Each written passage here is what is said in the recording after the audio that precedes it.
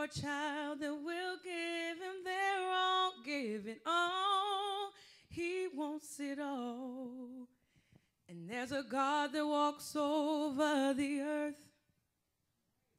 He's searching for a heart that is desperate and longing for a child that will give him their all, give it all.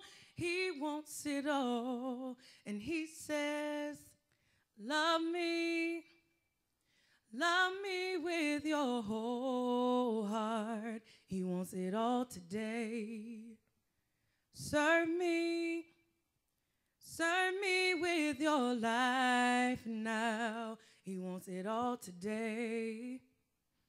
Bow down, let go of your idols. He wants it all today. He wants it all today. He wants it all today, so give it all. Mama, when I was putting Taylor's crib together, and I was explaining how my dad always picks at me after I put stuff together because I always leave pieces out.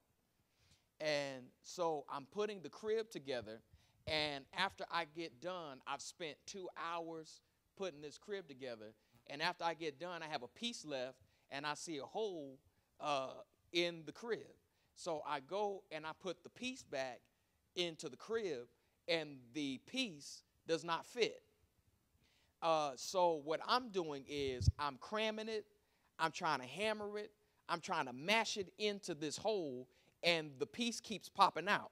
And the reason why the piece kept popping out was because the piece was not designed to fit in the hole that I was trying to put it in.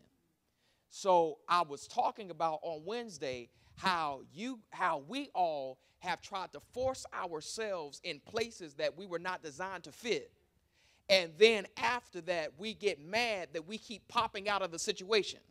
And God is allowing you to pop out of certain places because you've been putting yourself in places where you have not been able to fit.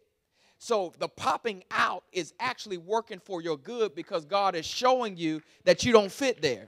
But the problem is because we don't like the feeling of being popped out of jobs, popped out of relationships, popped out of financial security, popped out of certain places that we have found ourselves comfortable. We think that that's working against us when it's actually working for us.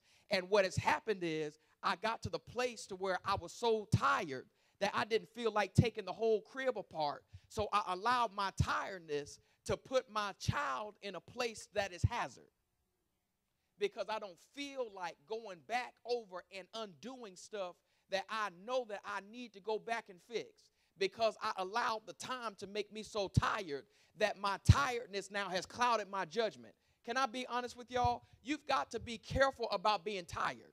Because what tiredness will do is tiredness will create an illusion to make you think that you can force something that can't be forced. It will put you in a position where you think that now I can force something or put something in a place that does not design. And what will happen is you will create a hazardous environment for anybody that is connected to you. So the best thing to do is to go back and undo and take apart some of the things that you put together hastily, and don't allow your tiredness to run you. Don't allow your tiredness to run your judgment. So then we talked about the story of Hannah and Peninnah in 1 Samuel chapter number 1. And Sister Fry, what happened was Hannah was barren. She could not have any children. And the Bible says that it was God that shut down the wound of Hannah. Okay? So Hannah couldn't have any children, and she wanted to have children, and she could not have any children. And the Bible says that it was God that shut down her womb. So her womb was not shut down because she had a physical ailment. Her womb was shut down because God shut it down. So what happens when God shuts you down? What happens when God locks your money up? What happens when God locks you up in a relationship? What happens when God locks your purpose down? What happens when God puts you in a place to where you want to elevate, you want to grow, you want to increase, you want to move on with your life, and you can't do it because it was God that shut the wound down? Okay? So what happens is the wound is shut, and not only, Tweet, is her wound shut, but what happens is God put somebody in her house that was able to have children. So what do you do when you see people that are connected to you? What do you do when you see people in your circle that can do what you want to do and you can't? And not just that, but what do you do when it is me that shut down and who she's married to, Tweet, he has children by her. So he's not the problem, it's me. So what do you do when you're the problem? Are you the type of person that will put yourself in a position that you will justify your problem? Or are you the type of person that will fix the problem? Okay, so you got all this working against you now. So you are barren, locked up, want to have children and can't, want to produce and can't, want to be able to prosper and can't, and then you got people around you that can. And if you read the story, Helena, the Bible says in 1 Samuel chapter 1, the Bible says that Elkanah, which is her husband, favored Hannah. And he always gave her a double portion. And I didn't get a chance to talk about it on Wednesday, but he asked a question that blew my mind. He says to Hannah, I know you can't produce any children. I know you can't do this and do that. But am I better than 10 sons? What he's saying is, I've given you everything.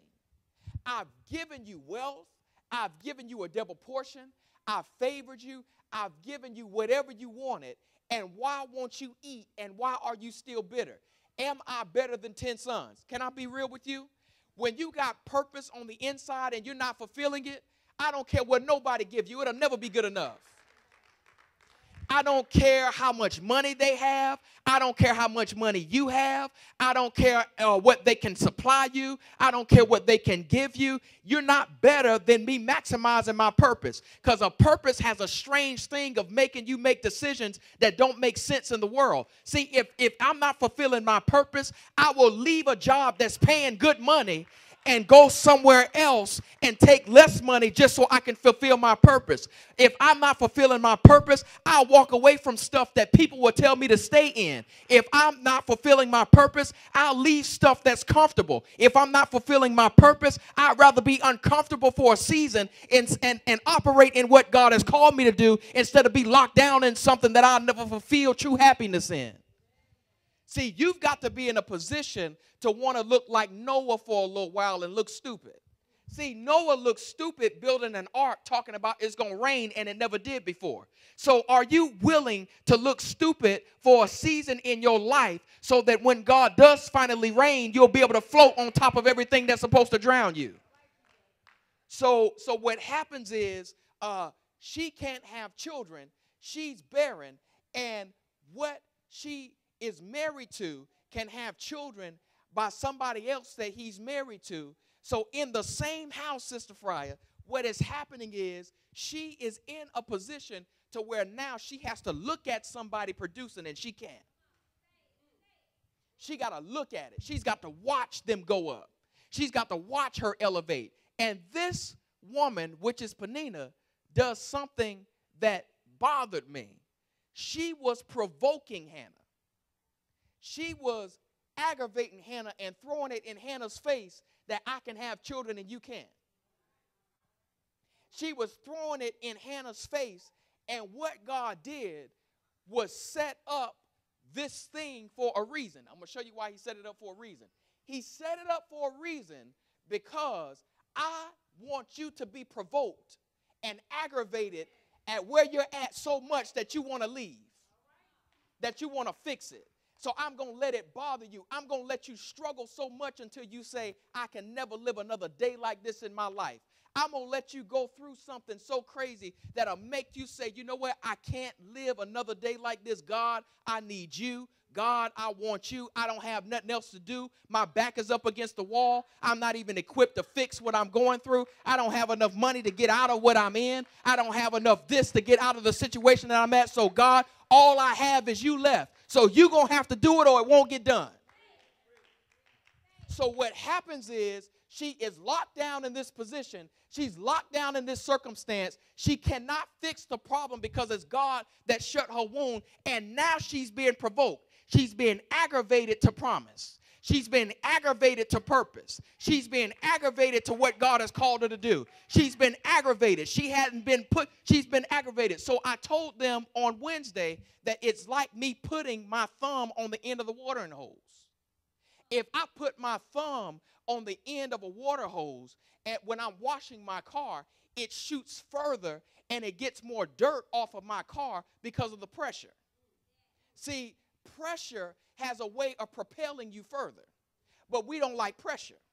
We want everything to flow like how we want it to flow, and we want to be comfortable in everything, and we don't like pressure. And God is saying that pressure is what's going to propel you. So if you reject pressure, you're not going to go far.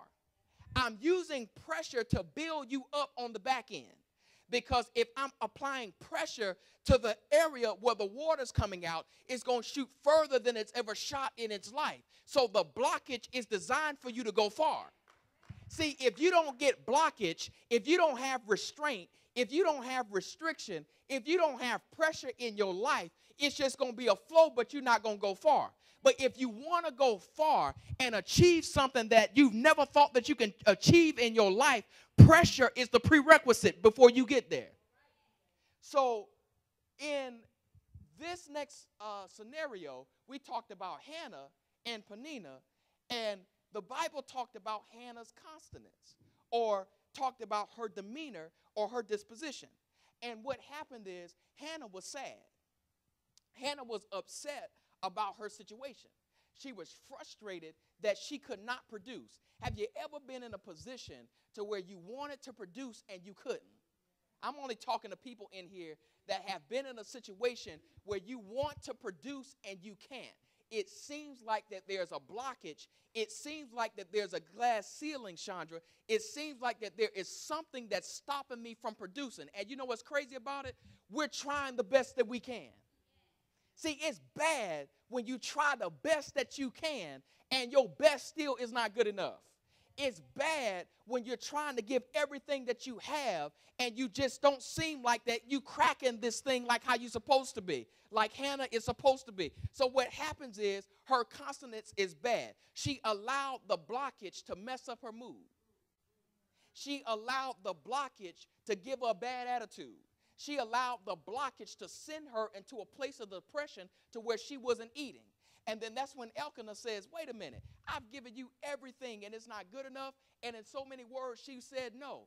But this is what happens. When she goes to the temple, when she goes to church, when she gets to the house of God, the manservant or the priest that's preaching is looking at Hannah, and Hannah has this disgusting look on her face. Because the Bible talks about how every year when they went to church that she was constantly being provoked. But this one time when she went to church, the Bible says that her consonants changed. Her demeanor changed. Her mood changed. Her disposition changed. And it's funny because the preacher looked at Hannah and said, why are you weeping and crying? Why are you upset? And she says, no, he says, why are you drunk? He thought that she was drunk, but really she was in prayer mode. See, it's funny when the preacher don't even know how to diagnose your situation. It's funny when the preachers who's supposed to be preaching over you and who's supposed to be shepherding you don't even know what you're going through. See, that's why I have a problem with church in this season, because I got an issue when you can diagnose my problem, but you can't give me the cure. See, I don't need you to just diagnose my symptoms. I don't need you to tell me that, okay, this is what you got. No, tell me what I need to fix what I got.